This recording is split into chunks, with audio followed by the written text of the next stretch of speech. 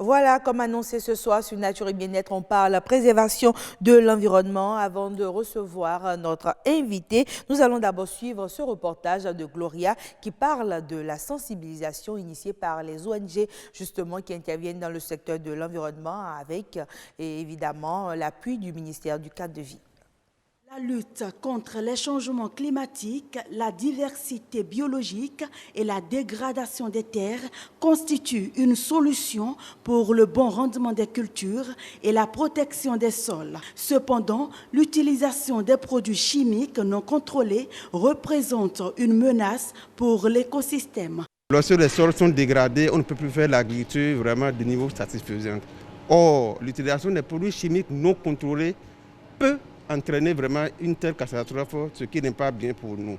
Ces mêmes produits chimiques déversés dans les cours d'eau produisent des effets catastrophiques au niveau de l'écosystème, notamment les poissons et tout ce que nous avons. Il s'agit donc de porter l'information aux populations qui souffrent des conséquences liées au changement climatique. En réalité, le plus important, c'est que nous puissions élaborer des projets concrets relatifs à l'environnement pour faire en sorte que nos cas de vie et la dégradation de l'environnement ne puissent pas être vraiment assez accentués. Surtout, tenir compte de la santé de nos populations qui ont besoin d'une meilleure protection de leur cas de vie. Et pour y arriver, les organisations non gouvernementales sont appelées à collaborer et à partager leurs expériences dans la mise en œuvre des conventions relatives à l'environnement. Il faut que ces ONG-là, qui sont sur le terrain et qui sont en contact avec les populations, puissent cerner la vision de ce projet et qu'on établisse un lien permanent entre eux afin qu'on ait les feedbacks sur les actions concrètes qu'elles mènent sur le terrain.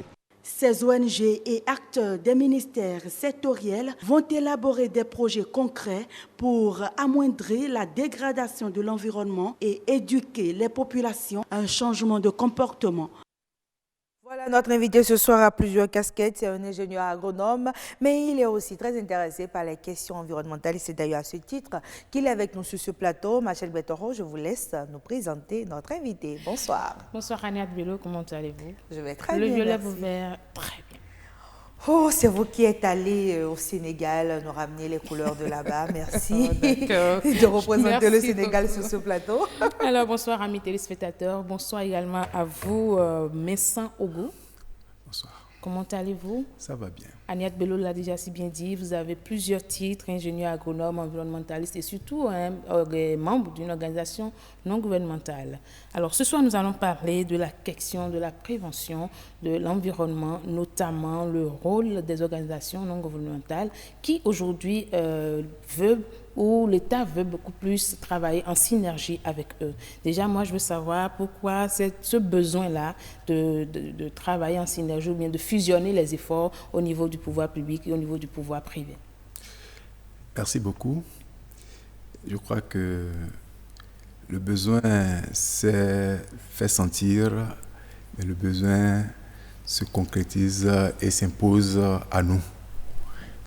Et en fait, pendant longtemps, l'État, à travers les structures du ministère du Cadre de Vie, travaillait de façon, je dirais, isolée.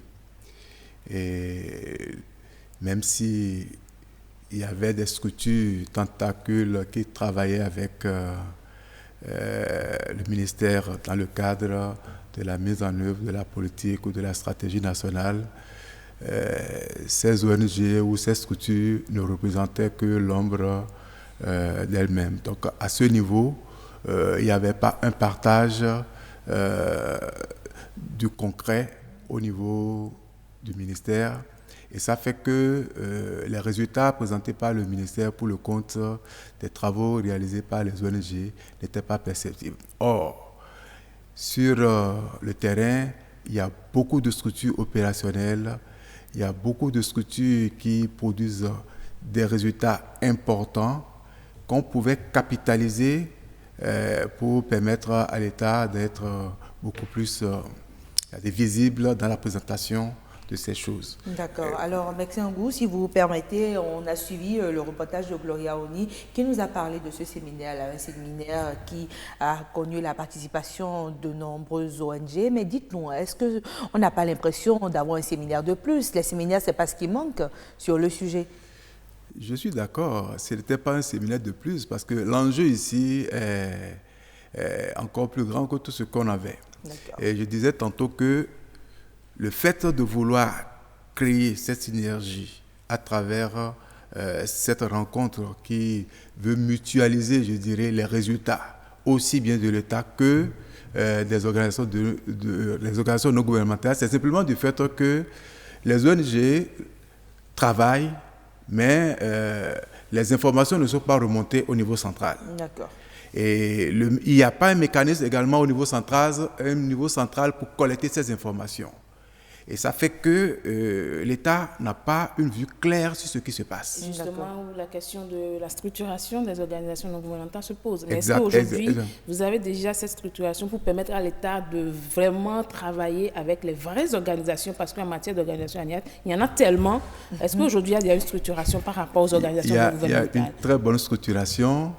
Et nous avons d'abord, au niveau de l'État, sur toute l'étendue du territoire, un certain nombre de structures, sinon beaucoup de structures qui travaillent. Mais à un moment donné, on a senti le besoin de regrouper nos forces. Donc des réseaux thématiques sont créés. Mais pour aller au niveau du ministère, si tout le monde doit aller là-bas, de façon individuelle ou par réseau, c'est que le ministère sera à un moment donné aussi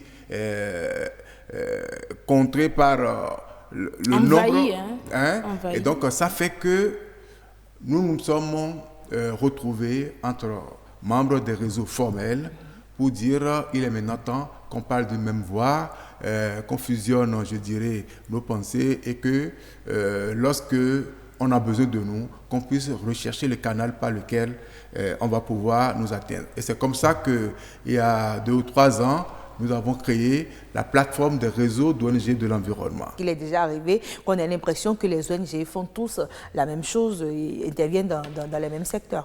Bien sûr, je crois que la démarche va éviter ces choses. Et il ne s'agira plus maintenant à quelqu'un d'aller mobiliser de la ressource, par exemple, d'aller travailler là où quelqu'un d'autre a déjà travaillé pour la même cause. Il s'agira d'aller de l'avant.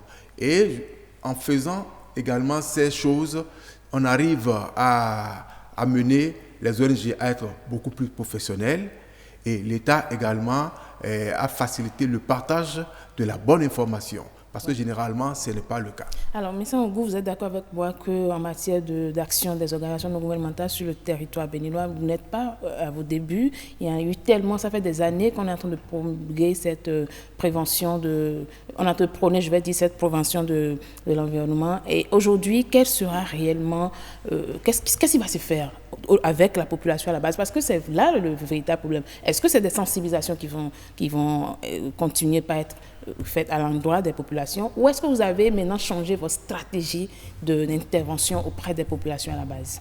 C'est quoi la particularité maintenant? Non, il n'y a pas une particularité. Non, rien n'a changé à l'issue du séminaire, en fait. Non.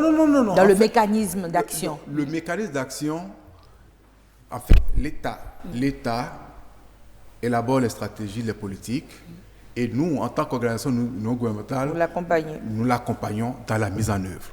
Donc, lorsque nous nous approprions du contenu de cette stratégie, nous descendons au niveau communautaire, soit pour faire du plaidoyer au niveau des élus, ou alors pour sensibiliser, pour éduquer, conscientiser, la population. Et ça continue. Il y a un relais aujourd'hui. Oui, ça a existé, mais ce n'était pas opérationnel ou fonctionnel. Maintenant, c'est par rapport à la fonctionnalité que nous sommes en train de travailler, et l'État trouve que, sinon le ministère trouve que la structuration mise en place, qui couvre tout le territoire national par les organisations de la société civile, permet aujourd'hui à ce que, lorsqu'un message arrive, qu'on puisse répertorier tout ça, c'est-à-dire qu'on puisse ventiler tout ça au niveau de la base de façon rapide, au lieu que ce soit du ministère, que quelqu'un descende de commune en commune pour aller passer une information. Alors, parlons un peu de la prévention elle-même. Hein. Vous ne pensez pas qu'il est temps d'agir? Parce qu'on a sensibilisé assez. C'est vrai qu'on ne va pas dire que c'est déjà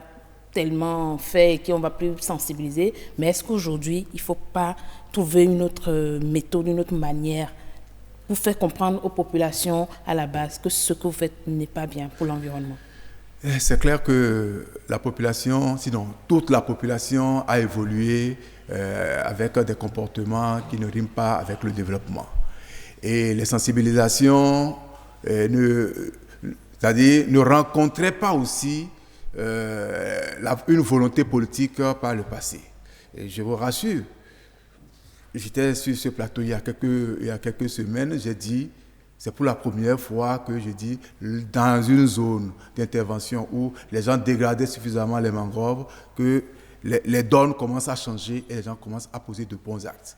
Donc, ce qui est important, c'est que l'État continue à veiller à l'essentiel et à faire en sorte que les tests qui sont pris. D'accord. Mais si vous permettez, Maxime Ngo, avec toutes ces années-là de sensibilisation de nos populations, on ne peut pas dire que toutes les populations sont restées réfractaires. Il y a quand même des populations qui ont compris l'essentiel du message. Est-ce qu'on peut dire que la sensibilisation n'a pas payé? La sensibilisation a toujours payé. Seulement que, même s'il reste une seule personne qui détruit le dispositif, c'est qu'il faut continuer. On a compris. Et aujourd'hui, pour les téléspectateurs qui nous suivent, quels seront désormais les actes ou les actions que vous menez en tant qu'organisation non gouvernementale, puisque c'est vous qui étiez avec le ministère du cadre de vie? Faites-nous un petit résumé de ce séminaire très rapidement. Bon, en fait, ce séminaire, c'est beaucoup plus pour accompagner le ministère dans la mise en œuvre des accords et conventions internationaux signés par l'État.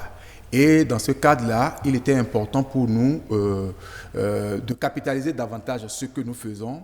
Il était également important pour le ministère de s'approprier de ce que nous faisons pour renforcer les résultats qu'ils avaient l'habitude de présenter, qui ne prenaient pas en compte le travail abattu par les ONG. Donc aujourd'hui, le mécanisme est en train d'être mis en place pour que, à la fin, on puisse décider d'aller dans la production de ce qui constitue un rapport complet intégrant action politique, action technique et qui reflète la réalité.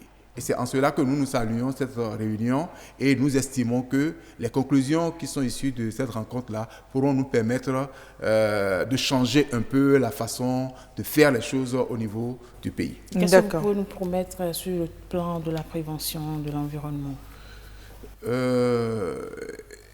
La collaboration qui va s'établir va renforcer également les questions de prévention, puisque l'État va comprendre que les tests, par exemple, doivent être appliqués et va accompagner l'application des tests toutes les fois que des gens vont pouvoir dénoncer de mauvaises pratiques. Merci beaucoup à vous, Messan Agou. Je rappelle que vous êtes ingénieur agronome, mais sur ce plateau, on vous reçoit en titre d'environnementaliste et responsable d'ONG. Merci d'avoir partagé toutes ces informations avec nous. Je pense que les téléspectateurs ont pris bonne note.